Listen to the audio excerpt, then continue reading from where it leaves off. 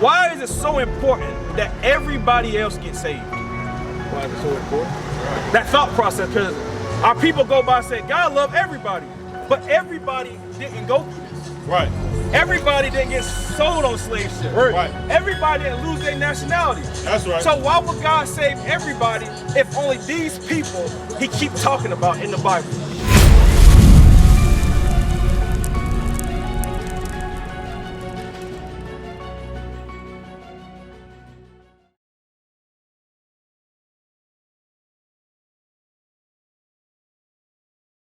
What's your nationality? Or what's your race? What would you tell me? If I ask you what your race was, what would you say? You say black, right? God said that name is a byword that's not your nationality, right? Because that name only came through this. Break it out. Right? Because on the sign, where it says, on the sign it'll say Negro, right? On the slavery sign, it said Negro. What's on this one? Yeah, my fault, wrong side. Right here. What does it say? It says Negro, right? But God called you an Israelite from the tribe of Judah. Right. But why doesn't this say Judah? Or why doesn't this say Israelite? Because through not keeping his commandments, we became cursed and we came into slavery. Right. Read 68. Deuteronomy chapter 28, verse 68. Because is slavery in the Bible? Is slavery in the Bible? I'm talking about cargo slave ships, chains around your neck. Is that in the Bible? Read.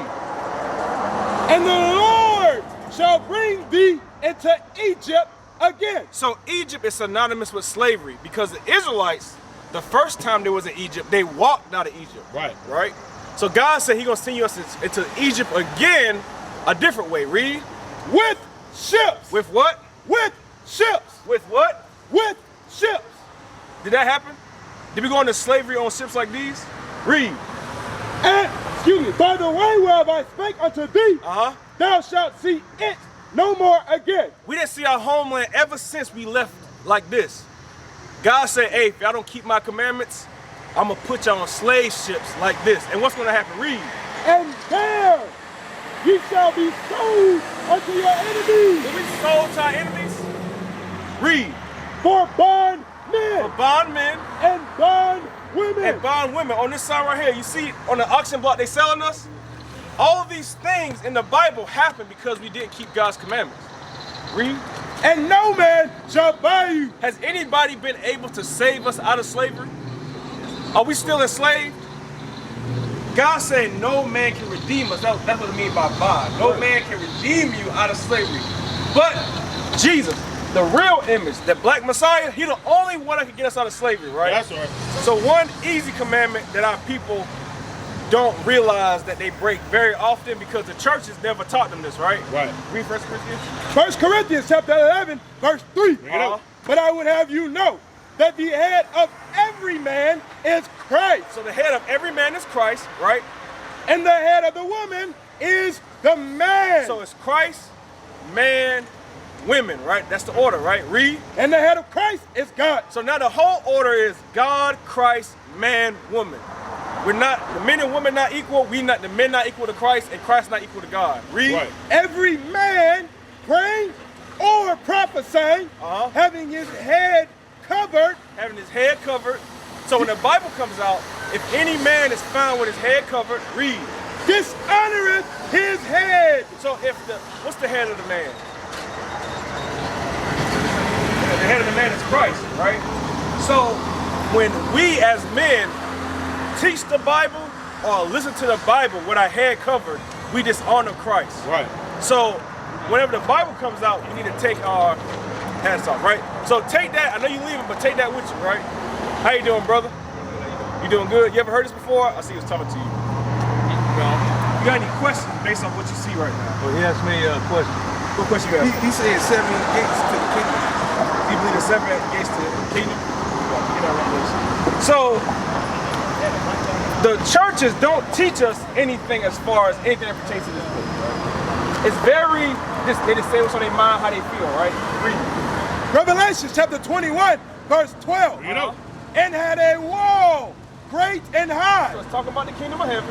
And had 12 gates. And how many? 12 gates. 12 gates. 12. And at the gates 12 So angels. there's 12 gates and there's 12 angels. There's an angel at every gate to control who goes in and who comes out, right? Read. And names written thereon, So these gates have names on them. Read.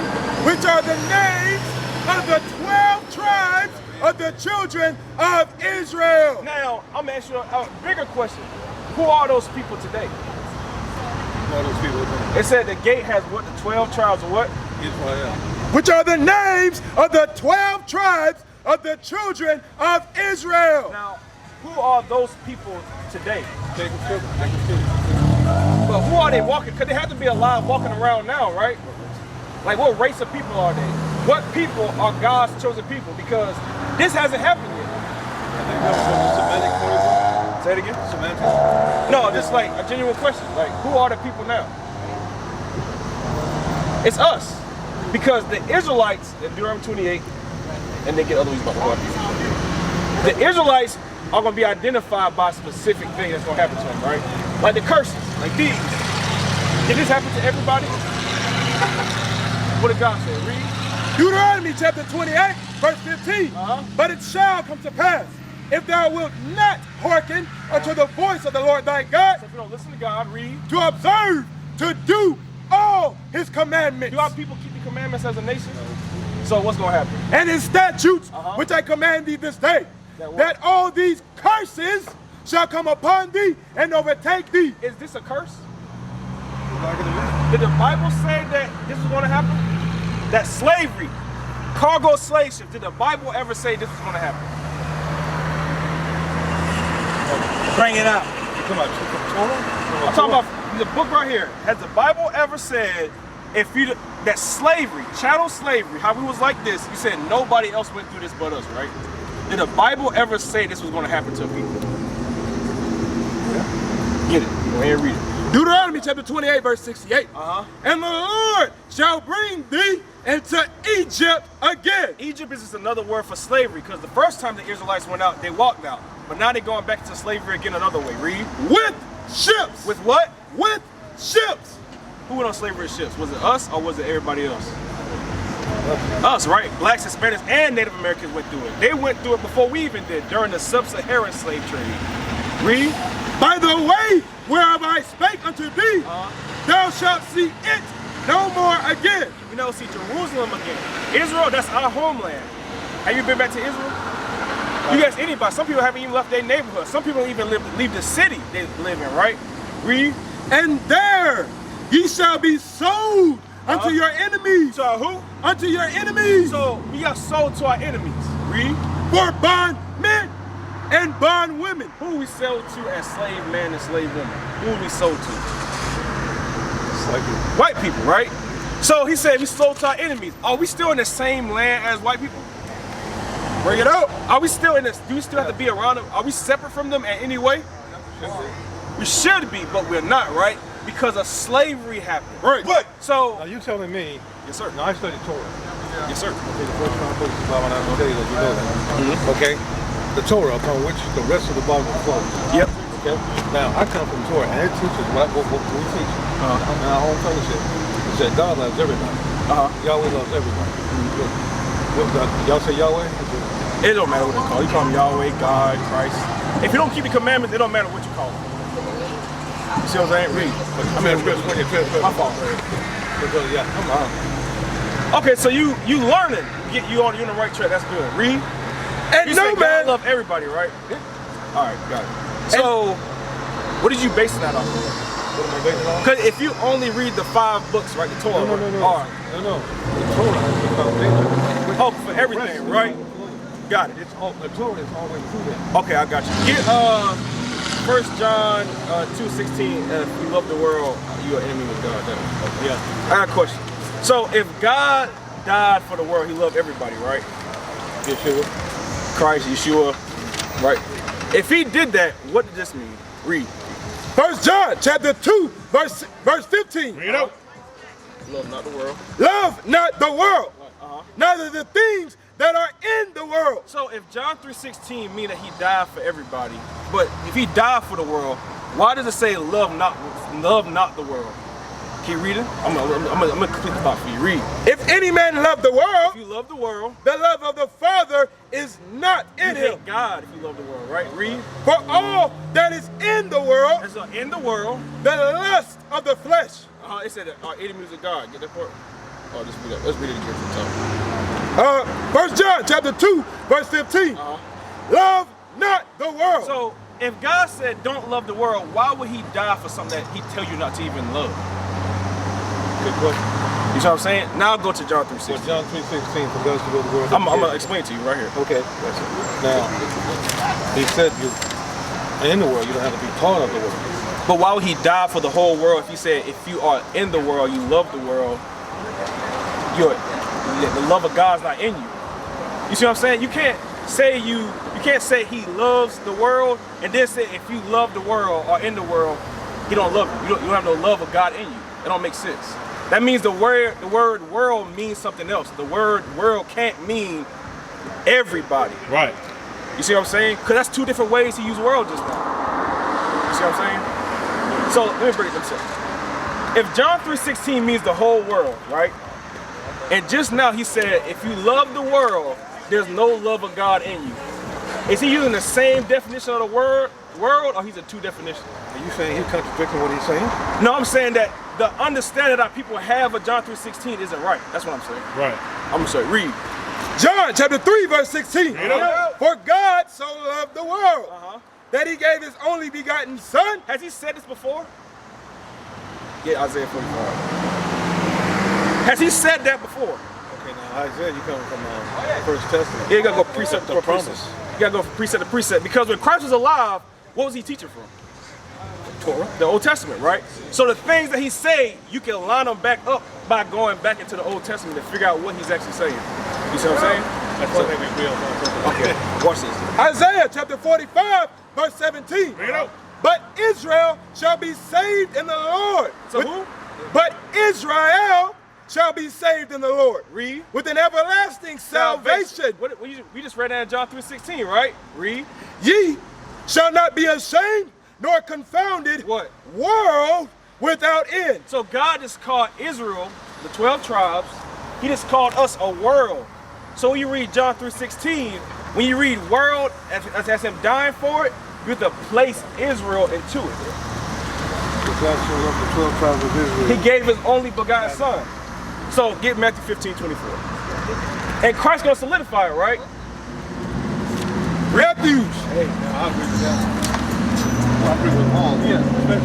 That's Genesis 49 tells you who everybody is. Read. Matthew chapter 15, verse 24. But he answered and said, I am not sent, but unto the lost sheep of the house of Israel. Who said that? Christ said that, right? Yeshua Christ, he said that. So everything is lining up of only God loved Israel. Because you can't read that anywhere else, right? Now I'm asking you an important question. Why is it so important that everybody else gets saved? Why is it so important? That thought process, because our people go by and say, God love everybody. But everybody didn't go through this. Right. Everybody didn't get sold on slave ships. Right. Everybody didn't lose their nationality. That's right. So why would God save everybody if only these people he keep talking about in the Bible? Bring it out. Why is it so important that everybody gets saved? You ever asked yourself that question?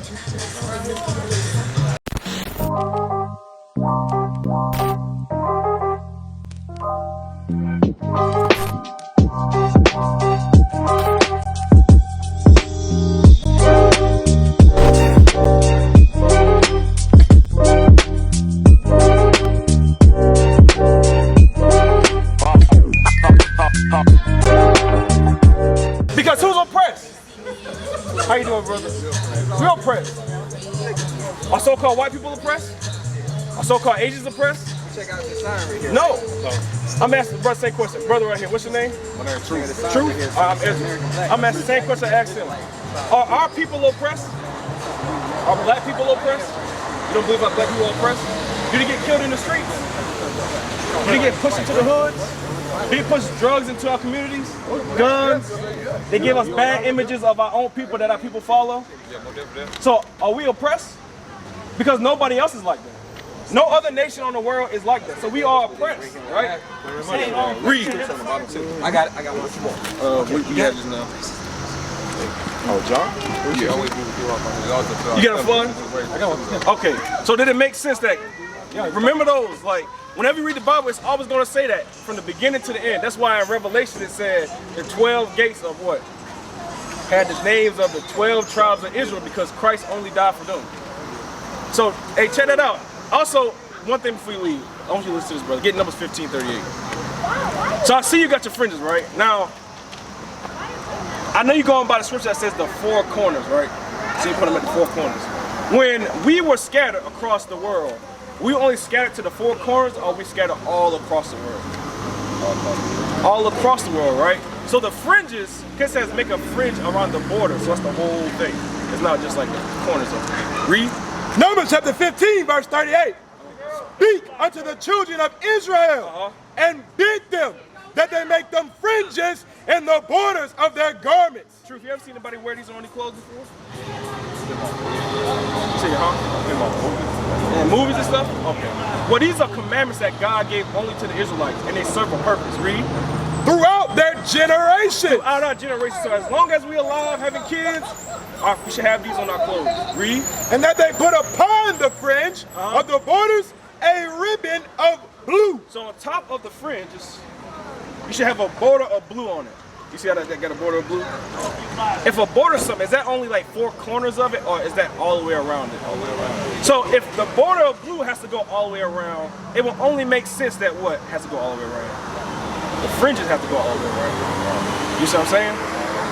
God is based off of like order, right? So if one thing is one way, it has to, the thing that follows it has to be the same. You see what I'm saying? If God made the moon full, the sun full. You see what I'm saying? So we have to remember to learn these things when we first come to the truth, right? So you see, you got to leave. Okay, I appreciate you, man. Be safe, bro. You got that number? You got that flyer? Come visit. She's man. Okay, I got you. Get Deuteronomy 28 and 47 about the sign. So you looked at the sign, right? Did you see yourself on the sign? What did you see you are? On the left side is what the world calls us. On the right side is what God calls us. And it's based off your father. So whatever your father is, that's what you are. There's no such thing as mixed. Huh? Judah? And you said, you heard this before, but you don't know how to prove it. Right. Go ahead, read. Deuteronomy chapter 28, verse 47. Because thou servest not the Lord thy God with joyfulness and with gladness of heart for the abundance of all things. Verse 46. And they shall be upon thee for a sign and for a wonder. So the curses in Deuteronomy 28, right? That's your core foundation to branch off everything, right? For how you know who you are. He said those curses are going to be a sign and a wonder to show you who the Israelites are, right? Who did this happen to? Did this happen to us, or did this happen to everybody else? All right. This happened to us, to our forefathers. Just because you're not in the same chains around your neck doesn't mean you're still not going through this. Right. Because our people are already destroyed, right? Now, give me verse 48. Yes, sir. Deuteronomy chapter 28, verse 48. Therefore shalt thou serve thine enemies, which the Lord shall send against thee. Do we serve our enemies? Let me ask you a question. Who do you think? Do you know who our enemies are? Because you said something under your breath. You said, "Don't we supposed to love our enemies?" You said that, right? Now, that's a problem to our people. Overlook that this happened. The people that put you in slavery can't be your friends. Right. So they have to be your enemies. So when God say love your enemies, he's not talking about the people that oppress you. He's talking about the people, your own people that do you wrong at times. Right. You see what I'm saying? Let's say I stole from you. Am I your enemy? Because I stole from you. You should still love me and forgive me, and I come back and repent for that thing, right? That's a form of enemy. An enemy doesn't always mean everybody, or it doesn't apply to everybody. Read. And therefore thou shalt serve thine enemies, which the Lord shall send against thee. God sent these people against us. The enemies they sent against us did this to us. You can't line the same people that did this up to you as your friends. They're not. Right. Wanna know why? Because do they still oppress us? Do they still oppress us? Do the so-called white man still oppress us? Yeah. So are they our friends? No. Are they even trying to get us out of our condition? No. So are they our friends? No. So does that scripture really mean them? Does it make sense to mean them? I get you. Read this and we'll get Leviticus 19. In hunger and in thirst. So if you want to buy, if you want to drink, you want to eat food, you have to go through your enemy to get it, right? Who's our enemies right now? Say it. It's the white man, right? Because do we own any farms, any grocery stores? No. Who owns them? They own them, right? So you get food from them.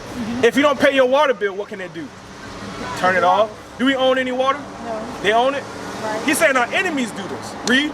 And in nakedness. If you want any clothes, who do you have to go to get to them. Bring it out. Do we have it? No. But God's saying our enemies are doing this to us. Read.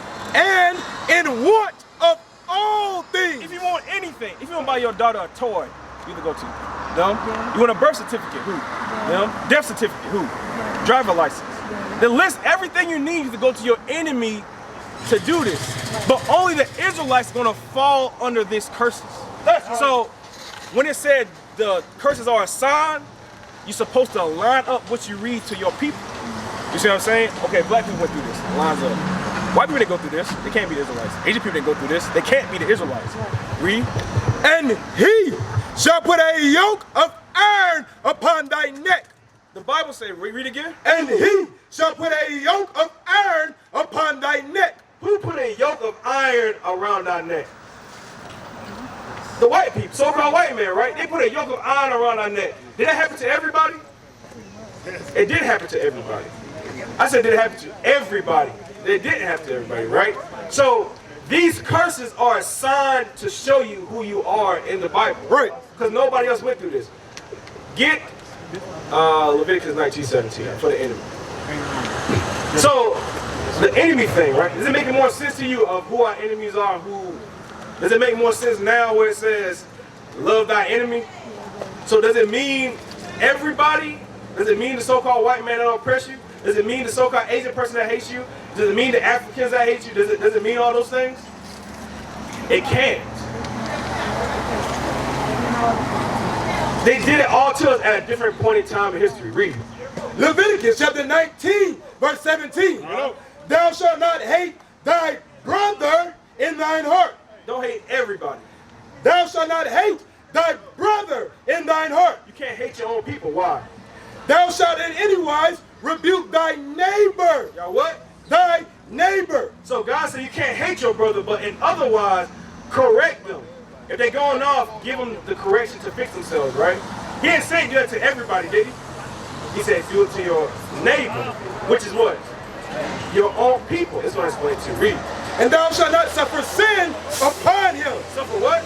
And thou shalt not suffer sin upon him. The so-called white man, the so-called Asian, African man, they don't give a damn if we in sin. They have us in sin now. You know they have you in sin right now?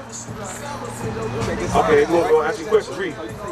Thou shalt not avenge, nor bear any grudge against the children of thy people. Thou shalt not hate thy enemy. Read again. Thou shalt not avenge, nor bear any grudge against the children of thy people. Because if you're bearing a grudge or you want to avenge on somebody, that means they did something towards you that make you feel like they're your what? Your enemy. So that's what it's saying. Love, don't hate thy enemy. Because your people are going to do stuff that make you want to. Go ahead. Okay, read. But thou shalt love thy neighbor. You shall what? Love thy neighbor. Thou shalt not hate thy enemy. Read. Love thy neighbor as thyself. Love your neighbor as yourself. That's what love thy enemy means. Hey, Shalom Israel, Most High in Christ, bless Bishop Nathaniel here. Hey, March 2025, we're going to have a land blitz fundraiser. So what I need you all to do is hit the QR code, whatever that thing is right there, fill it out on all our social media platforms, because we blitzing. We need this land. We got to get this fundraiser done, Israel. I'm trusting you. Get it done. Cap, what's a land blitz fundraiser? Exactly what it is. We blitzing for the land. One day, with a large goal, we're going to raise the funds for the land. That's my goal. That's my mission, and we're going to make it happen. And I need your help to get it done. There's a link on the Bishop's Instagram and all of our social medias. Click on that link and fill it out. What you're going to do is you're going to estimate what amount of donation you can make on this one day.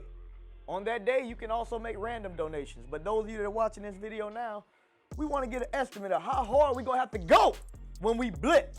There will also be an in-house event. Y'all remember the Journey to Freedom? This is going to be bigger and better, live from Atlanta. You better get your tickets now, because probably after this announcement, it's going to be sold out. Only 400 tickets. But guess what? All the funds are going to the land. So get it now. Get it now. What is the nation?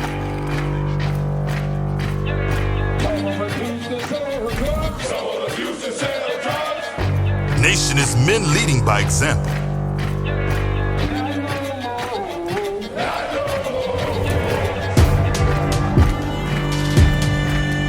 Nation is family.